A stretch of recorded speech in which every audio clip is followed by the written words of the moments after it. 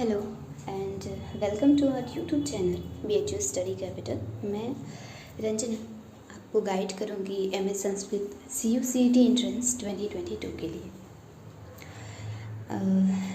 ये वीडियो शुरू करने से पहले मैं आपको ये वीडियो किस लिए बना रही हूँ, आपके सामने किस लिए ला रही हूँ, इसका थोड़ा सा पर्पस बता देती हूँ। इस वीडियो को बनाने का एक ही पर्पस है कि जो भी सिलेबस है एंट्रेंस का MA के लिए, उस सिलेबस को टॉपिक वाइज हम कवर करेंगे, पार्ट 1, पार्ट 2, पार्ट 3 ऐसे, ठीक है, एज अ सीरीज़।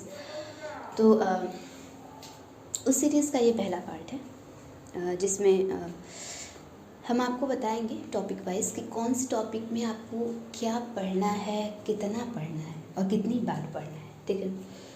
अच्छा, पता है क्या होता है कि कोई भी एग्ज़ाम हम दें, अपनी लाइफ का कोई भी एग्ज़ाम, अब लाइफ के एग्ज़ाम से मेरा मतलब है कॉलेज और यूनिवर्सिटी या फिर स्कूल का जो एग्ज़ाम होता है, उसमें जो सिलेबस होता है ना, हमको सबसे बड़ी दिक्कत क्या होती है कि सिलेबस जानने के बाद भी हम ये नहीं जान पाते कि हमें क्या पढ़ना है और क्या नहीं पढ़ना है, ठीक है।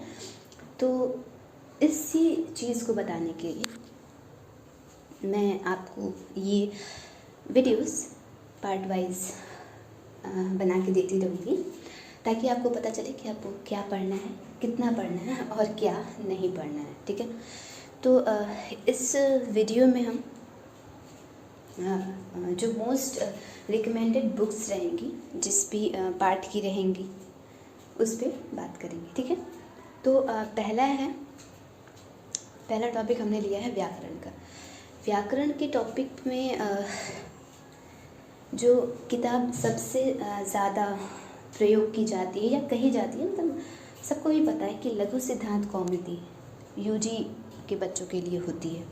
तो अगर आप लघु सिद्धांत कौमुदी माहेश्वर सूत्र से लेकर स्त्री प्रत्यय तक, यानी तद्धित प्रकरण का जो अंतिम पार्ट होता है, स्त्री प्रत्यय, वहाँ तक पढ़ लेते हैं और बहुत अच्छे से पढ़ लेते हैं, तो व्याकरण के लिए आपको कहीं और जाने की ज़रूरत नहीं या कुछ और पढ़ने की तो बिल्कुल भी ज़रूरत नहीं, ठीक है। तो शुरू करते हैं कि इसके लिए लघु सिद्धांत कौमुदी है, ठीक है। और अगर राइटर की बात करें तो बहुत सारे लोगों ने व्याख्याएँ और टीकाएँ की हैं, तो मुझे लगता है कि गोविंदाचार्य जी की जो बुक है वो आपके लिए सही पड़ेगी। सही इसलिए पड़ेगी कि इसकी भाषा जो है वो बहुत ही सरल है, तो आपको अच्छे से समझ में आ जाएगी, ठीक है। और दूसरी चीज़ कि मैंने भी इस बुक को कई बार पढ़ा है, तो मुझे लगता है कि ये लगभग हर किसी को समझ में आ जाएगी, ठीक है, कि इसका जो कंटेंट है वो बहुत अच्छे से समझा के बताया गया है इसमें विथ एग्जाम्पल्स, ठीक है। एग्जाम्पल्स को भी अच्छे से एक्सप्लेन किया गया है इसमें।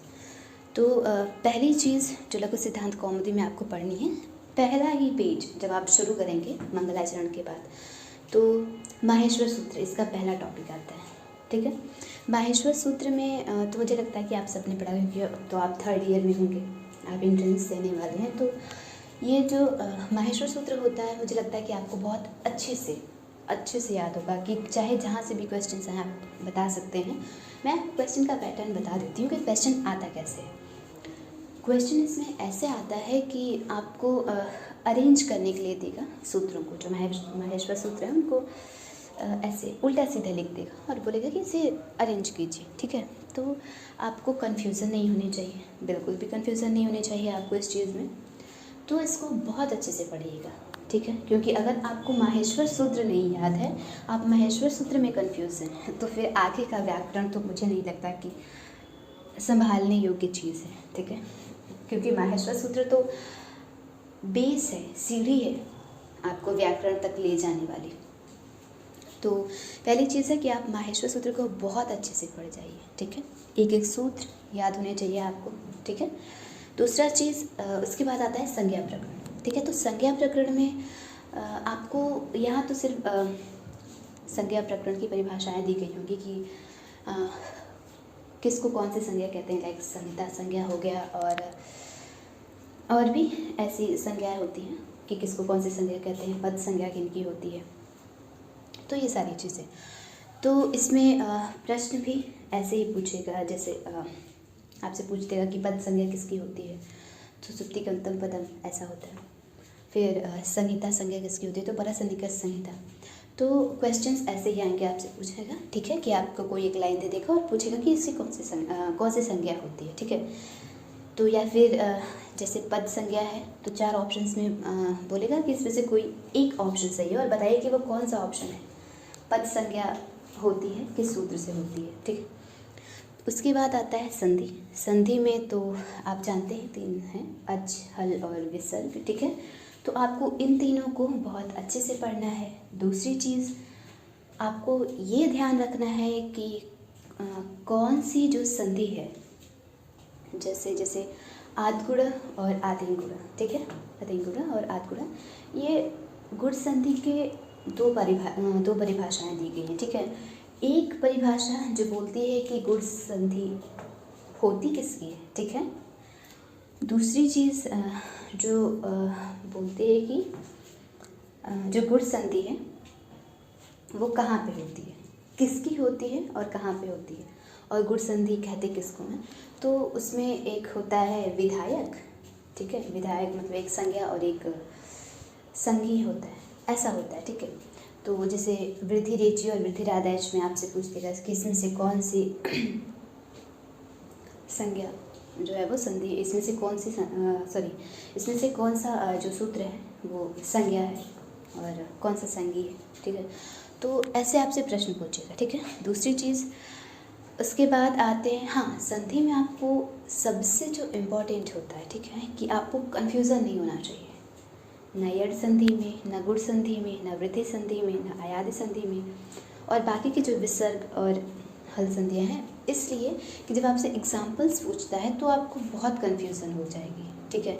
तो एक तो कि आपका कॉन्सेप्ट क्लियर होना चाहिए, दूसरी चीज़ एग्जाम्पल्स आपको रटे रटाए होने चाहिए कि कौन सा एग्जाम्पल कहाँ का है, ताकि आपका टाइम भी बर्बाद नहीं हो, दूसरी चीज़ आपको याद भी हो और पढ़ने में थोड़ा अच्छा भी लगे, ठीक है। उसके बाद आते हैं समास पे। अब समास तो मुझे लगता है कि जिन्होंने हिंदी पढ़ा होगा उनके लिए संस्कृत में समास पढ़ना कुछ ज़्यादा टफ नहीं होगा, ठीक है, और जिन्होंने नहीं पढ़ा है उनके लिए तो बिल्कुल भी टफ नहीं होगा वो इसलिए टफ नहीं होगा क्योंकि हिंदी वाले बच्चों का क्या होता है कि उनको लगता है कि हिंदी पढ़े हैं उसके बाद संस्कृत में पढ़ेंगे तो ट्रांसलेट करेंगे, ऐसा नहीं होता है, ठीक है। और जो बच्चों को सिर्फ संस्कृत में ही पढ़ना है उनके लिए तो और भी आसान है, एक ही बार समझेंगे, कन्फ्यूज़न जैसा कुछ है ही नहीं, कन्वर्ट करने जैसा कुछ है ही नहीं, ठीक है।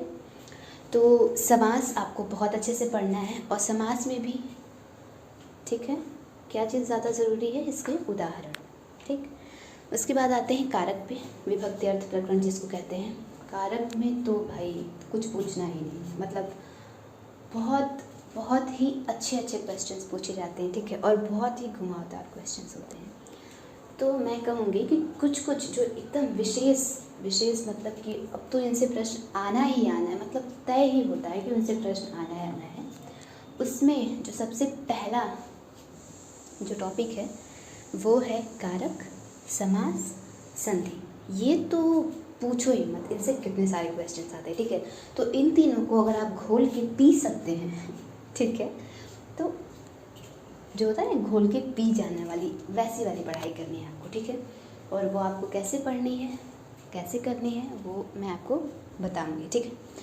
तो फिलहाल आगे देखते हैं। इसके बाद है कि धातु रूप आपको पढ़ना है, ठीक है, शब्द रूप आपको पढ़ना है। शब्द रूप में जो जैसे राम की सिद्धियाँ हो गई, ठीक है, रमा इसकी सिद्धियाँ हो गई, तो जो सिद्धियाँ थी ना उन सिद्धियों को पढ़ना है, क्योंकि सिद्धियों से भी प्रश्न आते हैं कि अगर जैसे राम का रामव रूप बना है तो उसमें कौन सा प्रत्यय लगा है, ऐसे क्वेश्चंस आते हैं, ठीक है।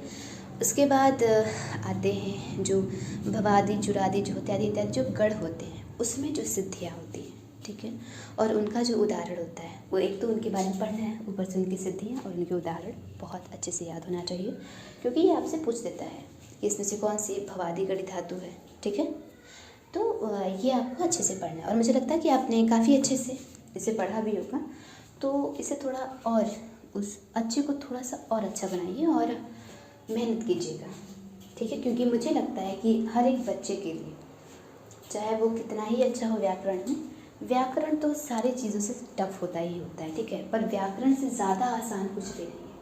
आप व्याकरण को ये मान के चल सकते हैं कि जैसे आप मैथ पढ़ते हैं वैसे ही आपको व्याकरण पढ़ना है, ठीक है, क्योंकि मैथ जितना स्कोरिंग होता है व्याकरण भी उतना ही स्कोरिंग होता है, ठीक है। इसके बाद आगे आते हैं अजंत प्रकरण, उसे देख लीजिएगा, हलंत प्रकरण, उसके बाद पूर्व कृदंत प्रकरण, उत्तर कृदंत प्रकरण, ठीक है। फिर आता है स्त्री प्रत्यय। स्त्री प्रत्यय में मैंने विशेष अध्ययन इस बात को लिख भी दिया है, इसलिए लिख दिया है क्योंकि आप प्रीवियस ईयर क्वेश्चन पेपर्स देखेंगे ना तो स्त्री प्रत्यय से तो गजब क्वेश्चंस पूछे हैं, मतलब कोई लिमिट ही नहीं है, और रिपीट कर रहे हैं वो क्वेश्चंस को, ठीक है, रिपीट। तो आप एक काम कीजिएगा, जब भी आप प्रीवियस ईयर क्वेश्चन पेपर उठाएं तो आप उन चीज़ों को नोटिस करते जाइएगा, उन चीज़ों को नोट करते जाइएगा कि जिनको रिपीट किया गया है, क्योंकि ये संभावना बहुत ही ज़्यादा होती है कि एक बार जो क्वेश्चन पूछ दिया गया दूसरी बार रिपीट आ गया, तीसरी बार रिपीट कर दिया, चौथी बार रिपीट कर दिया, तो उसको फिर वो एक परंपरा जैसा बना देते हैं कि वो उसको रिपीट करेंगे ही करेंगे। और आप इसको देख सकते हैं प्रीवियस पेपर्स, जब आप एनालाइज करेंगे तो आपको खुद ब खुद पता चल जाएगा कि कितना ज़्यादा रिपीट करते हैं, ठीक है। तो जो क्वेश्चंस, जो भी उदाहरण रिपीटेड हैं उन्हें बहुत अच्छे से लिखिएगा और याद कर लीजिएगा, ठीक है। उसके बाद आते हैं ण्यंत से नाम धातु पर्यंत और फिर तद्धित प्रकरण। ये तद्धित प्रकरण का ही पार्ट है जो स्त्री प्रत्यय, ठीक है। तो मैं पहली चीज़ कि आपको स्त्री प्रत्यय में देखिए एक सच्चाई मैं आपको बता रही हूँ, ठीक है, कि स्त्री प्रत्यय जो होता है उसमें कन्फ्यूज़न बहुत होती है, क्योंकि अगर गीप प्रत्यय ही लग रहा है तो उसका एक एग्जाम्पल अलग होगा, एक एग्जाम्पल अलग होगा। टाप प्रत्यय लग रहा है उसका एक एग्जाम्पल अलग होगा, एक अलग होगा। तो थोड़ा सा कंफ्यूजिंग होता है, थोड़ा सा, बट कोई नहीं, हम उसको कवर कर लेंगे, अच्छे से कवर करेंगे और ऐसे कवर करेंगे कि आप कभी उसमें कंफ्यूज नहीं हो, ठीक है। तो ये हमारा पहला वीडियो, ये पार्ट 1 था। तो एक सीरीज़ मान के चलिए कि सिलेबस सीरीज़ का ये पार्ट 1 है। पार्ट 1 में हमने पहला टॉपिक आज कवर कर लिया है और वो है व्याकरण। मैं आपको इस बात के लिए 100% एश्योर कर दूं कि जितने भी टॉपिक्स मैंने इसमें लिखे हैं, ठीक है, उससे बाहर तो नहीं आएगा, ठीक है। और अगर आपने इतने पढ़ लिए, ठीक है, तो व्याकरण का एक भी क्वेश्चन छूट नहीं पाएगा आपसे, ठीक है। पर ये भी है, एक्सेप्शन हो सकता है, इसलिए कि अब हम तो पेपर बना नहीं रहे हैं, लेकिन हमने पेपर दिए हैं और हमने पेपर्स को एनालाइज भी किया है और प्रीवियस ईयर जैसा हमारा एक्सपीरियंस रहा है उसके आधार पे भी हम ये कह सकते हैं कि जितना हमने पढ़ा था, जितना हमने पेपर दिया था, क्योंकि हमने इससे ज़्यादा तो कुछ पढ़ा नहीं था, ठीक है, तो इससे ज़्यादा पेपर में कुछ था भी नहीं, ठीक है। तो अगर आप इतना पढ़ लेते हैं तो आप इस बात पे श्योर रहिए कि अगर व्याकरण के 15 क्वेश्चन आ रहे हैं तो 14 तो आप करके आएंगे, ये मैं आपको लिख के दे सकती हूँ। पर हाँ, अब ऐसा नहीं हो कि आप 15 में से 5 क्वेश्चन करके आ रहे हैं और बोल रहे हैं कि आपने तो लिख के दिया था, तो फिर तो देखिए मैं आप ही से सवाल करूँगी, क्योंकि आप फिर पढ़े नहीं होंगे, ठीक है। और अगर आप चाहते हैं कि आप 15 में से 14 की बजाय 15 करके आएँ, तो फिर तैयारी आपको भी करनी है और मुझे तो आपको तैयारी करवानी है, ठीक है। तो आपको ये आप पे डिपेंड कर रहा है कि ये वीडियो देखने के बाद आप खुद से ज़्यादा हार्डवर्क चाहते हैं या फिर मुझसे हार्डवर्क चाहते हैं कि मैं आपको आगे टॉपिक्स को और गहराई से पढ़ाऊँ। तो उसके लिए तो मैं कहूँगी कि आपको कोर्स ज्वाइन करना पड़ेगा और मुझे लगता है कि आप सभी तक ये इन्फॉर्मेशन तो पहुँच ही गई होगी कि कोर्स के लिए आपको क्या करना है और आपको परचेज़ कैसे करना है, ठीक है। अब आप में से बहुत बच्चे ऐसे होंगे जिनके अंदर ये जिज्ञासा होगी कि अरे ये तो इतना पढ़ा रही, मतलब बता दी हैं, हम कैसे मान लें कि ये सच बोल रही है। मतलब एक होता है ना कि सर्टिफिकेट चाहिए होता है इंसान को, मतलब वो बिना सबूत के मान ही नहीं सकता, मतलब भाई कोई नहीं मान सकता बिना सबूत के, ठीक है।